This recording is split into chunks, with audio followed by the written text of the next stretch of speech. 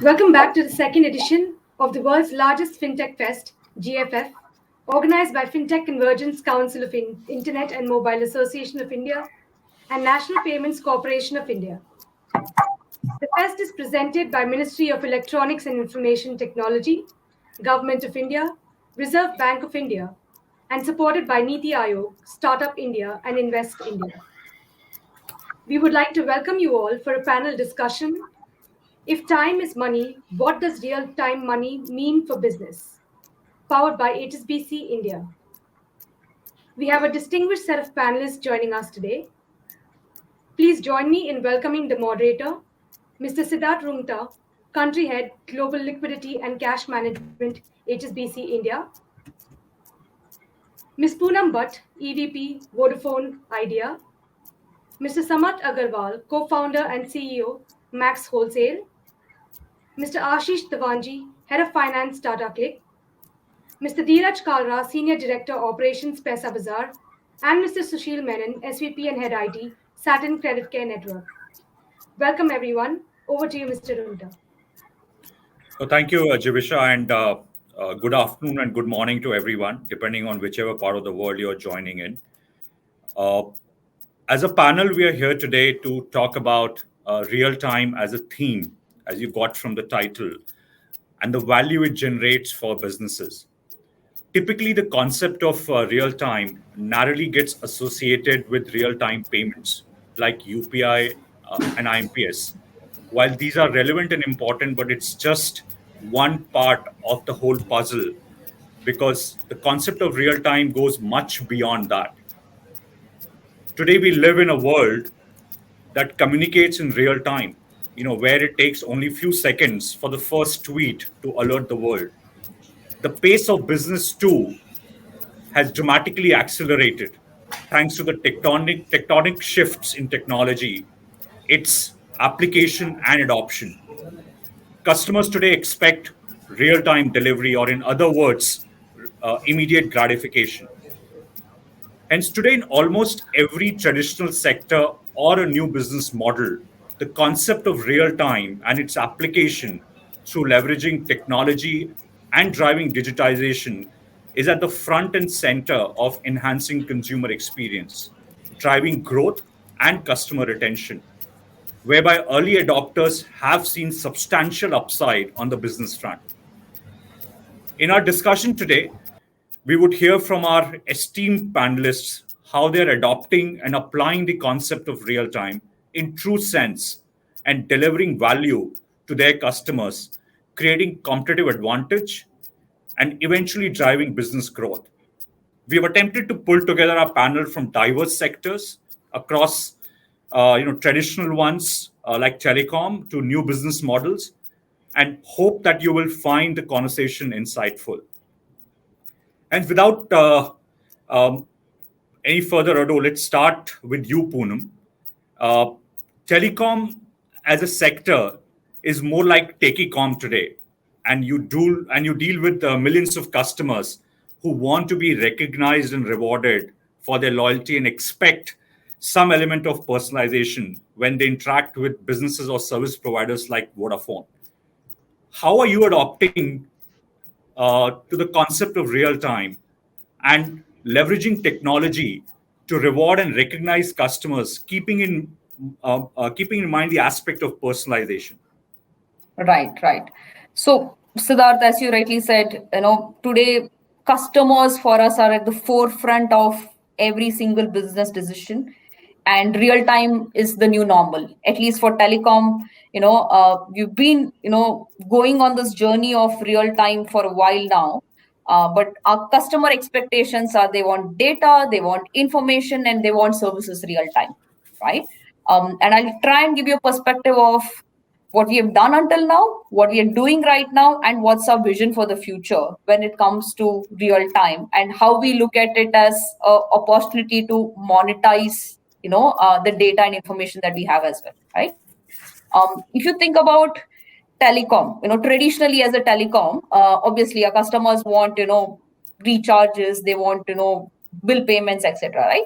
How did this? And I'll try and give you a perspective of how it was in the how it's in the B2B or the traditional distributor retailer ecosystem, and how it has been in the B2C or the direct to consumer ecosystem. What we have, in a traditional world is basically you have, your recharge coupons, etc., that the retailer would have. And this is, I'm talking about pre-COVID era, right? And your customer would go buy and recharge coupons, or you go to the, retail outlet and actually pay money and then, get your phone recharged, right? How does this work in the back end? You have a distributor to whom, let's say a company like Vodafone Idea actually, gives that recharge facility, and they then, of course, give that recharge top up to retailers. The distributor has a service executive or sales executive who goes in the morning, tops up the recharge, and in the evening he goes and collects cash, or the next day he goes and collects cash. This means a 12 to 24 hour cycle from the point where you kind of give the service to the point when you collect cash. So that's the lead time that we were working with. And of course, the customer traditionally did not have options on how they could do this real time. What we have pivoted since, let's say 2020 onwards, is twofold. One is from a B2B ecosystem. We've given facility for our retailers through UPI enabled ecosystem, through trade application that we have developed, to be able to, recharge for their own, serviceability purposes online, and make the payment through UPI immediately. Now, this entire ecosystem now has become real time from what it was 12 to 24 hours. And what's the benefit? You don't have to give credit. The distributor doesn't have to give credit. There is no dependency on retailers backing out of paying that money after they've taken the top ups, right? So there are a lot of value adds that's brought in. And of course, the retailer now has access to recharge, top ups 24/7, right? So 365 days, 24/7, whenever they want, whatever time they want. It's not dependent on a sales executive going there and helping them with the recharge facilities. So that's one. Second is, obviously, consumers are now, more and more digital, right? So we also have a consumer app that we've developed. And, with V brand launch in 2020, September, we actually launched the app, wherein now you don't even have to go to a retail outlet, whether the retailer has top up, or not. You can sit at your home whenever you want. You go to the app, you recharge immediately, and you actually can see the your usage, your voice calls, your whether you have unlimited calls, what's the data that you have left then and there, right? So the entire ecosystem is now real time, and our customers are really happy about it because they have various options in which they can use these facilities, and they're also able to see every single information. I've paid and I've got the service immediately. I can see how much I'm consuming, and if I want to drive further actions with our customers, we do that, right? So this is what we've already done. Now, what are we doing today? And that's the point I'm coming to in terms of personalization. So what we are trying to understand is what's the consumer behavior. Now, if you come to the app and you open the recharge page and you not actioned on the next step of going to one of the recharges, as we want to nudge you, right? Saying, if you take a recharge of 699, you'll get a 50 rupees cashback. We check this immediately. We know the customers waited on that page for, let's say, 60 seconds. We send those nudges. Same goes for our retailer ecosystem. So if we realize the retailer has a top up which is below certain threshold, during the day he's utilized the recharge top up in his kitty and he's gone below a threshold, we immediately send a nudge saying, you have a notification saying, okay, you're below threshold. Can you immediately kind of top up, right? So we are using the push notification ecosystem to try and drive customer behavior, and this notifications are based on what you have done as an action or your personalized behavior, right? So that's something that we're already doing from a personalization standpoint. And how does this help us? Because we try and nudge you to a plan which we believe is, let's say, fit for your usage. Maybe you want Amazon Prime, you want Hotstar along with it, or you want higher package, etc., right? Or you want a plan which is family plan. So we see your behavior, what brings in value add to you as a customer, and kind of give this personalized experience, right? This is something that we are doing today. Now, what are we going to look for the future is we want to now move from personalization to hyper personalization. And the ambition for us is how can we move from telco to a techco, as we call it, right? And the journey from a telco to a techco means that you don't just think of your customer as a telco customer. You think of them as a persona. I mean, each of us have a persona, which might be, let's say Poonam is a foodie, or Siddharth loves movies, Sushil loves travel. So how do you understand what's that persona of that consumer and give them, nudges, give them, options in terms of their journeys, and drive them to actually work with you as a partner and leverage the upsell cross-sell opportunities that we can bring into our ecosystem, while giving that customer a seamless experience and a omni-channel experience from beyond telco, right? So that's the agenda that we want to drive. This gives us twofold intent. One is the customer themselves start feeling part of journey along with us, and kind of become joint owners in terms of the experience or the hyper personalization experience that they have with we. And secondly, from our standpoint, we see this as a great opportunity to monetize, great opportunity to build in stickiness of the customer, and an opportunity to get business growth, right? So from that standpoint, we see that we have foundations, we have basics in place with regard to recharges, bill payments, etc. We see that we are leveraging opportunities in telecom, and through our notifications, nudges, etc. And now we want to go a step beyond to a tech co and see how can we drive business growth beyond just the telco proposition, and start looking at how can we give customer experience which is real time, which is hyper personalized, and hence bring in business value add along with our customer journey, right? So that's the ambition that we're working towards, and real time is absolutely the foundation pillar for all of this.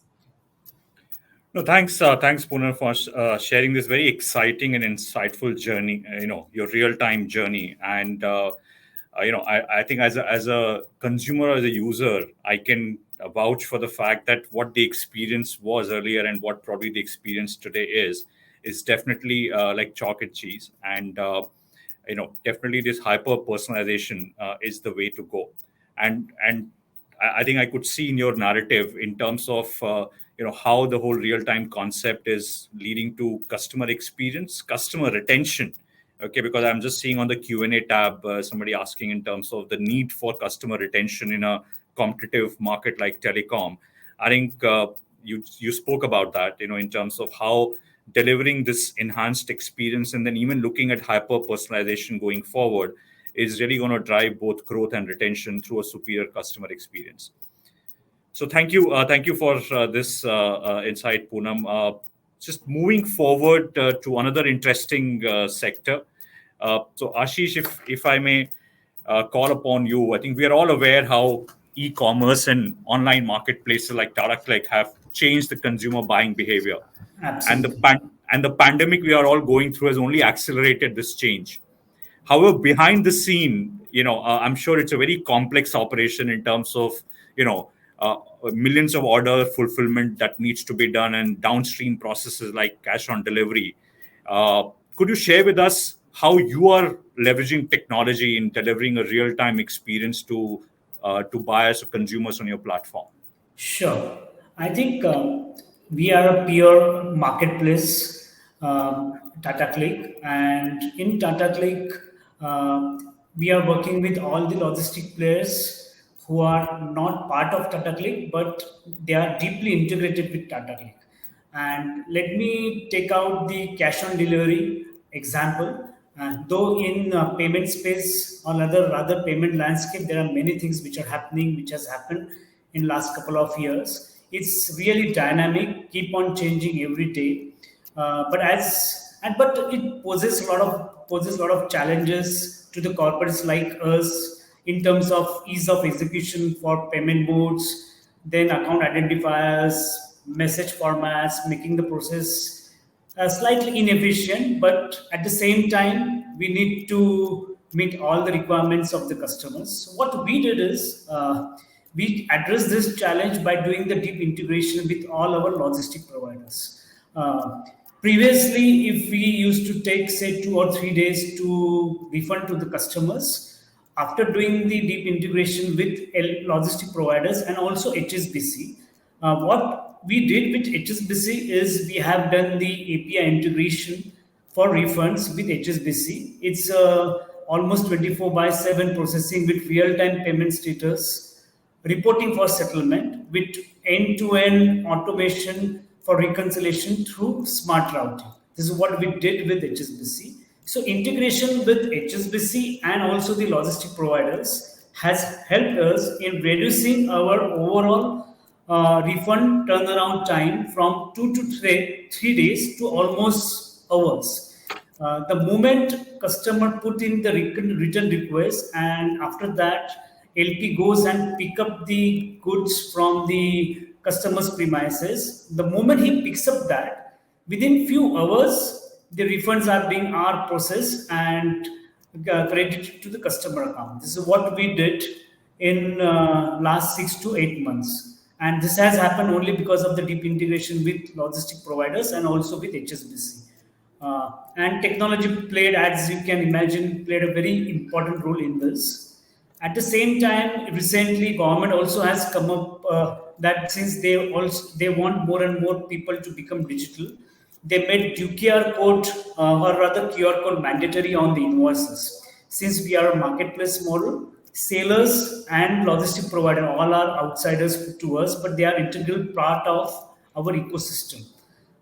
So when the logistic partner and the delivery boy carries the invoice and the product along with him, what we did is the QR code which is getting printed on the invoice, customer can scan that QR code rather than paying by cash and make payment. What we did in phase one is that payment currently is going to the logistic provider, and logistic provider in turn takes another 2 days to make payment to Tata Click. But going forward in phase two, what we are planning to do with HSBC is this is once the QR code is scanned, the payment will directly come to the HSBC and from HSBC to us in almost on real-time basis. And this will definitely help to reduce our working capital cycle and improve our overall cash position. And this will not only help to the customers but also the corporates like Tata Click and e-commerce companies. No, thanks, Ashish, again for sharing, the journey or the use case which you spoke about. I think one of the key things which I can pick from the use case is that it's very important to connect the entire ecosystem. As I said in the beginning, that while that last leg, in terms of, let's say, if a refund has to be paid, the last leg can leverage the real-time infrastructure, either UPI or IMPS. But if the building blocks before that, in terms of the integration with the logistics provider, the information about the goods having been returned, if that leg is not real-time as well, the ultimate consumer experience cannot be real-time. And hence, it's very important to look at the whole journey end to end at an ecosystem level, something which even Poonam spoke about, in terms of digitizing the entire ecosystem, to then eventually use those, I would say, last mile tools of real-time payments to then deliver that ultimate real-time consumer experience. Absolutely. So thanks, thanks, Ashish. I think moving ahead, probably to, I would say, more newer business models or new economy companies. In fact, Dheeraj, like Paisabazaar, probably you guys have created a sort of a business model, entirely new business model, probably driven a lot by real-time information and the whole real-time concept. If I may ask, in case of Paisabazaar, which is a consumer credit marketplace, and consumers have access to multiple channels, and there's a significant degree of variance in how they are demanding services and how they're making buying decisions. And on top of it, you have this complexity of diverse demographics, specifically the rural and the urban population. How is Paisabazaar enabling customers by applying the concept of real time? Yeah, thanks, Siddharth. Well, Paisabazaar is the largest lending marketplace and credit score platform in the country. And we work with over 50 banks and NBFC players to really show all the offers to our consumers in the areas of personal loans, cards, home loans, business loans, etc. Now, coming back to the topic and the agenda, which is around the real time. Now, showing offers is one thing, and ensuring that the consumer gets the loan or the card, whatever is opting for, is another, because ultimately it's our bank partners who have to really approve and disburse a loan and issue a card. Um, so, so what we did was initially, what used to happen was our advisors will really do the entire process manually by identifying a consumer and matching the consumer with the desired bank partner or the NBFC player to ensure that they do get the loan, because that's the key thing to happen for the consumer, and that too in a short time, because normally personal loans are required by the customers in, let's say, 3 to 4 days time for their needs. What we've done is we take a certain standard set of information from the consumer on the online journey, and we've got this AI working in the background, and we check with all the bank and NBFC policies in the background, and almost in real time uh, show those offers in a certain sequence where the chance of approval for the consumer to get that loan, to get that card, is certain. Which basically means that the consumer can really see that if he goes with this particular bank or NBFC, the chance for him to get a loan is much higher as compared to the, let's say, the partner listed on the on number 5 in that list. While we do show all the offers, that just gives an insight to the consumer that which partner he should go ahead with. While doing so, one is it's real time, it's done by a machine in the background, and therefore it's very standard. The chance of an error when it was done manually by our advisors, no matter how good we train them, it does leaves an element of subjectivity, where the person will use his own skills to really identify a consumer with a certain bank partner and apply for that loan with that bank partner. So that what has happened is really our consumers are able to get that loan in most cases, and therefore are much happier because it happens within a real time. Imagine the frustration of a customer when you apply that loan with a certain bank partner, almost promising him that he'll get it, and tell him in 5 days time that guess what, that loan is not happening, let's go to a different bank or an NBFC player. So that's used to have a lot of angst with the customer, and that's got sorted to a large extent. And we keep this chance of approval, as we call it, this entire AI in the background, most updated with the bank policies, and keep fine tuning it to ensure that the results being shown are absolutely accurate. That's one. Another area that we are working and we are very keen to do more work is the speech to text area, where a lot of technology gets used. Now we do have journeys, we do have integrations with all bank partners to ensure that a consumer, when he comes to our platform, he or she can get a loan without interacting with an advisor. But it happens in certain number of cases or certain percentage of cases. But there are certain consumers who do want to speak to an advisor while deciding on their product or the partner that they want to go ahead with. Well, while doing so, our advisors who are well trained, they speak to the consumer, and there are thousands of calls that happen on a daily basis, considering we are the largest platform, and uh, and and we are very, very keen to understand what really happened on these calls, because that's where our people are speaking to the consumers.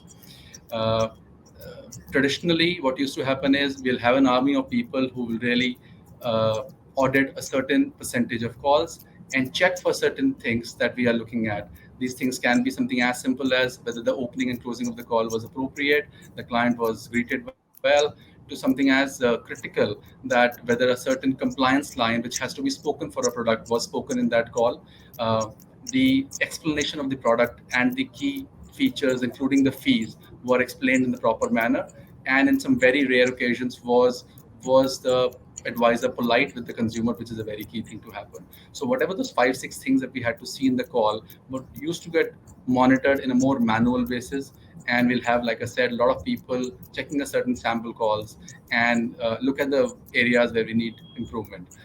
However, the speech to text, this technology where the machine really converts the entire all the calls on a real time basis, almost so whatever calls are made in a certain day, by the end of day we really know um, the machine has converted those calls into speech to text, and then decided that these are the calls where all the things were done right. In the sense, we really categorize those calls into green, amber, and red. Green signifying that the calls were really perfect, everything was done right, whatever we're checking for.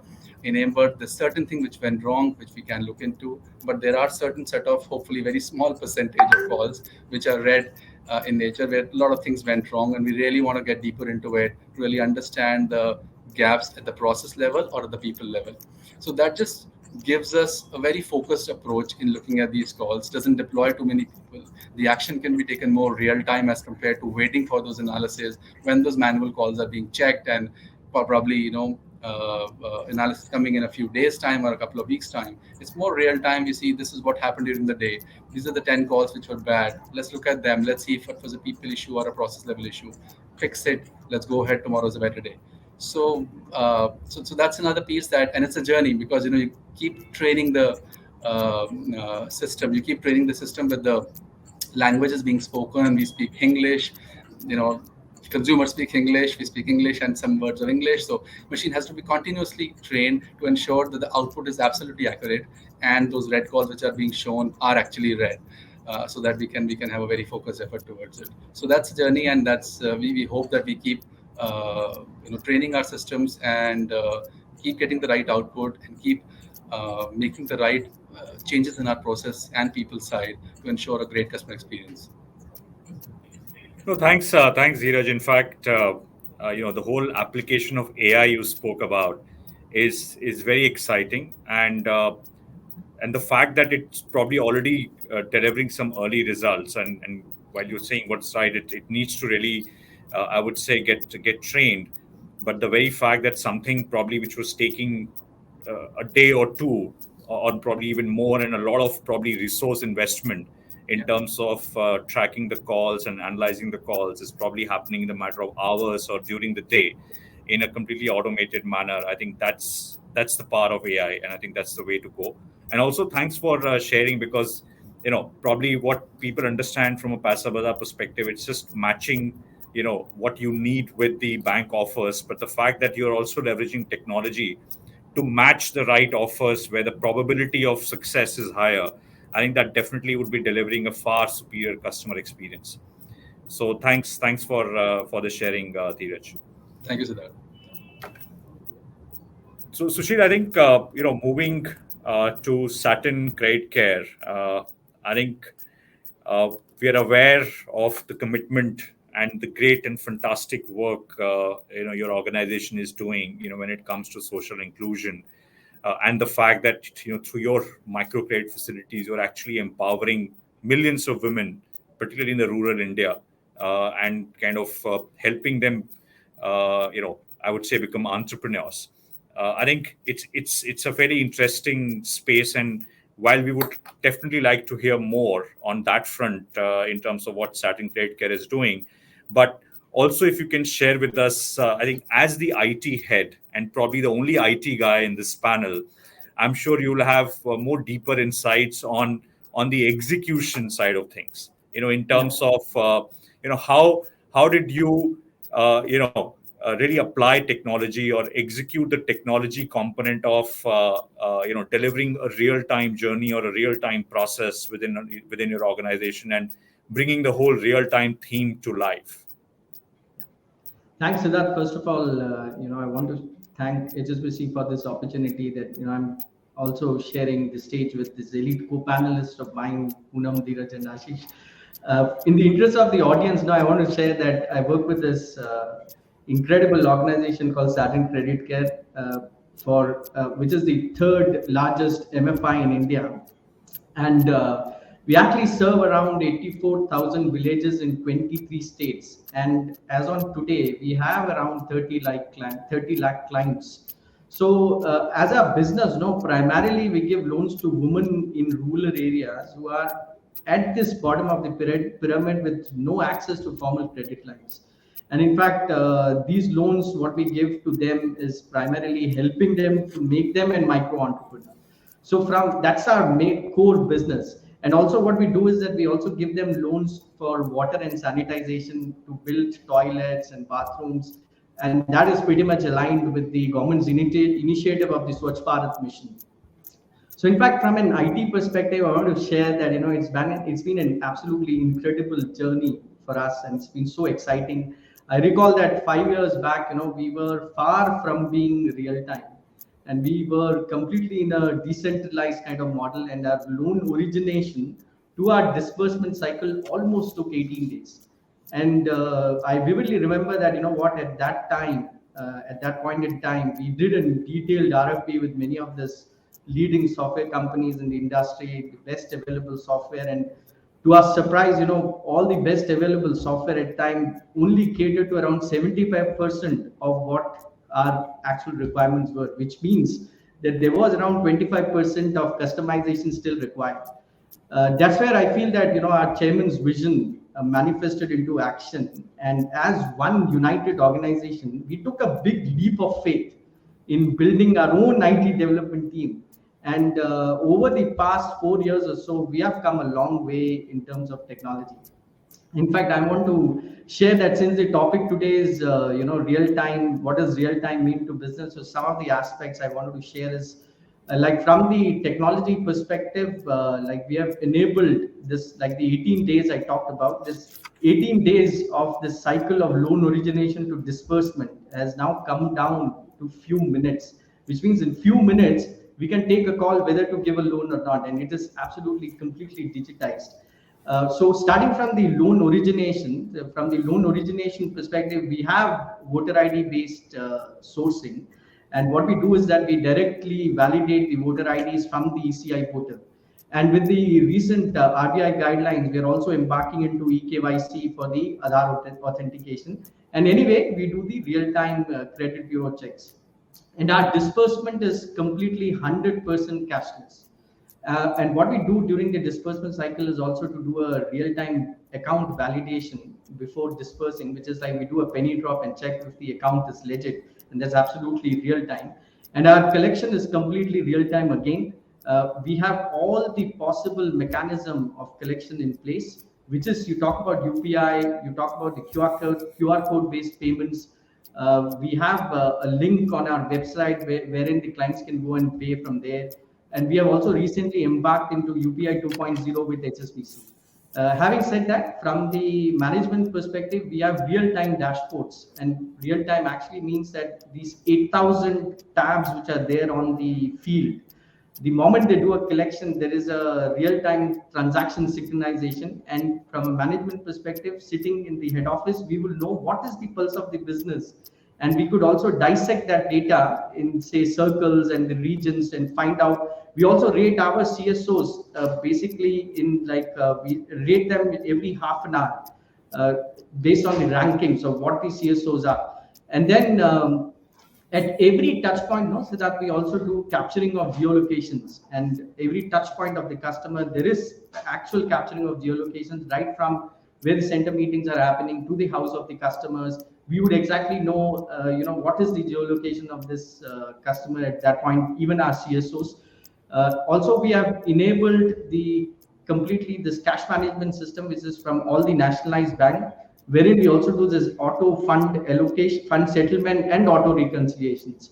And last time when we had these 2 years have been very tough in terms of the pandemic which is set in, and in 2020, what we also did was we utilized that time and built a customer service application, which is one of its kind in the MFI industry. So what it means is that we can have this customer service application loaded onto the clients, these women's mobile phones.